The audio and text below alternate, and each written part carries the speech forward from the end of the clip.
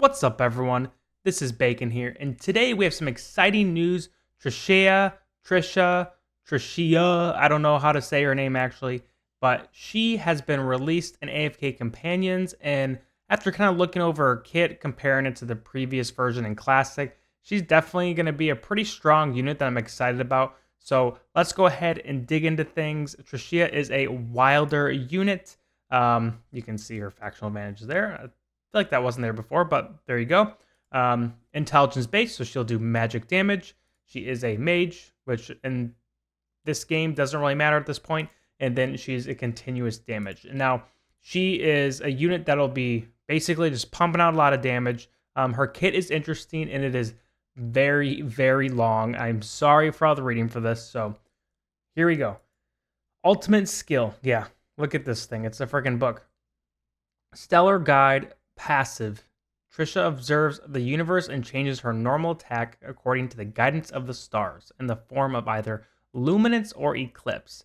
After following the guidance, she receives one Feather of Fate. Luminance deals AoE damage to all enemy heroes in a small area for 150% of Trishea's attack rating. Eclipse deals damage to the enemy hero with the highest current health for 360% of Trishea's attack rating. Active. When using the skill, her feathers float and form a glittering arc, dealing damage from 400% of her attack rating to enemies on the path. To use her ultimate skill, Trishea requires 7 feathers but does not consume energy. Trishea cannot receive energy when her skill, Starlight Plumes, is still locked. Level 2, damage dealt to enemies on the path is increased to 450% of Trishea's attack rating, and damage dealt to enemies on the path is increased to 500% of Trishea's attack rating. Moving on. Passive, Destiny Teller. Trishea's outcome from observing the universe and receiving guidance becomes more stable. The more surviving enemy heroes, the more likely the guidance will be luminance, and when there are 5 surviving enemy heroes, the chances of receiving luminance are 100%. The fewer surviving enemy heroes, the more likely the guidance will be eclipse, and when there is only 1 surviving enemy hero, the chances of receiving eclipse are 100%. Now this is huge because the luminance is the AoE damage one, so if there's 5 units, it makes sense that she's going to do a AoE attack. But when there's only 1 unit, she does the one that is more focused on the higher percent unit. So it's kind of like single target damage focused. And so this really makes her super flexible between different modes like the guild boss or campaign or faction towers. And also makes her flexible as the round goes on or as the fight goes on, because you start off, you're focused on AoE damage. And then as there's like 1 or 2 units left, you might be focusing on picking off targets one at a time. So this makes her pretty flexible. A lot of units aren't like this. They're kind of AoE damage or single target or a little bit of both, but nothing that's like super strong in both. So this is really cool. She's going to be a really strong unit. If you don't know by now, she will be pretty strong. I would bet a lot of money on that. So once she comes out, definitely someone you want to build. But let's continue reading. I'm getting a little ahead of myself. I apologize. Level 2, damage from Luminance and Eclipse is increased to 200% and 450% of Trishea's attack rating, respectively. Luminance and Eclipse reduce the defense rating of damaged enemies by 50% for 4 seconds. That's great for a lot of different areas in the game. A small description, thank you. Passive. Trishea recovers energy, but at an energy recovery that is reduced by 70%. The energy receives each time does not exceed 200 points. For every 100 energy points possessed, she gains 3 points of Magic Pierce. At level 2, for every 100 energy points possessed, Magic Pierce received by Trishea is increased to 4 points. For every 100 energy points possessed, Magic Pierce received by Trishea is increased to 5 points. And then level 4 reduces energy recovery to 30%. Having that Pierce is really good for units who are a little bit tankier. And then this kind of just explains how her energy recovery works, because it's a little different, a little unique compared to a normal unit. And so another passive, each Feather of Fate received by Trishea causes her ultimate skill, Stellar Guide, to deal additional effects to enemies. Each feather received after Eclipse increases damage taken by the target by 5% for 8 seconds.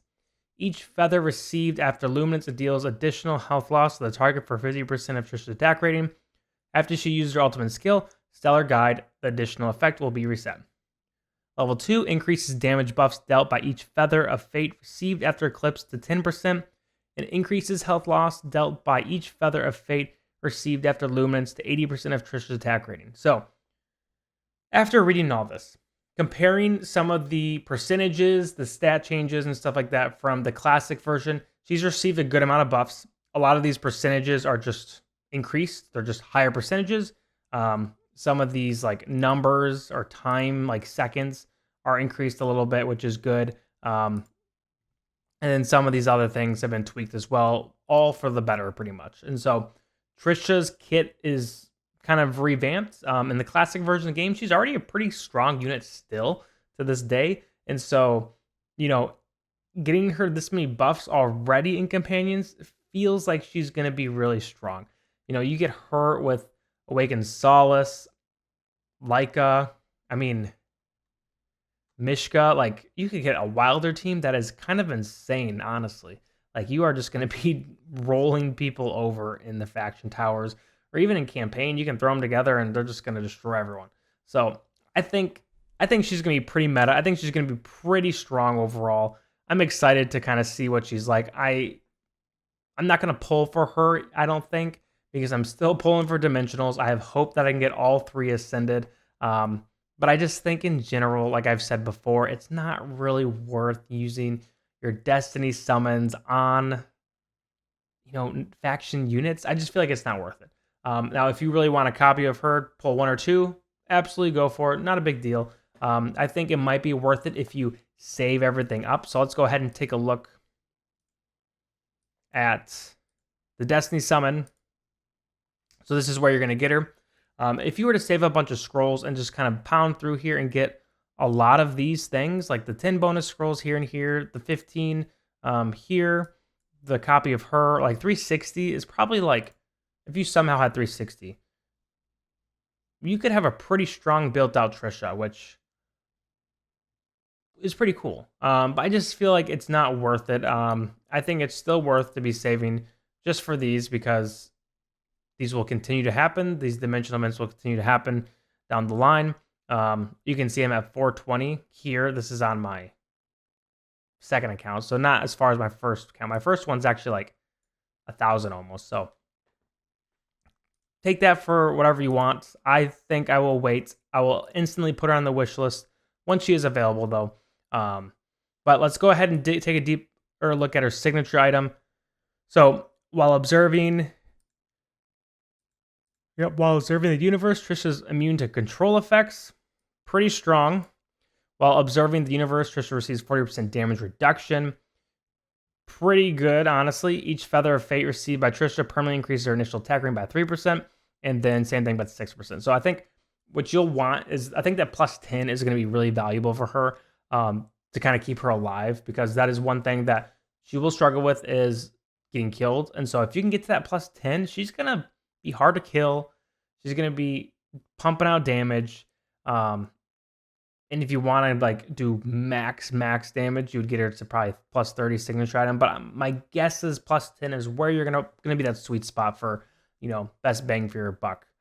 And then if we want to go ahead, let's look at her in the Arena of Trials. Okay, let's take a look at Trisha's abilities. You can see here that single damage, attack, boom, boom. She's just kind of popping them one at a time. This is her ultimate. Once she gets those 7 feathers, she just shoots them all forward, which is pretty cool. There was her AoE damage. She hit all 3 of them. You could see for a second. You can see every time she's doing something, she gains a feather. And then once she gets to 7, kaboom. Pretty cool ultimate, honestly. The gathering of feathers and then just shoot them all out. I like her kit. I think she's a fun unit. Maybe we'll get some cool skins with her. I don't know. For those of you who like skins.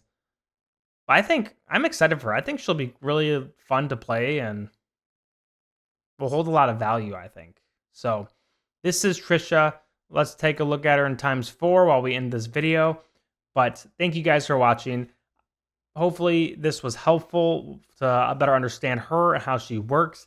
Like I've said probably 3 or 4 times already, excited to use her. This is someone you will want to build 110% once she is available. I don't think anyone would disagree with me. One thing they might disagree with me on is whether or not you should summon them now or later. But That's up to you. I think it's more personal preference than anything. But thank you guys for watching. If you like this video, make sure you like and subscribe below. Questions, comments, concerns, etc., leave in the comments. And as always, hope you have a great rest of your day. Peace.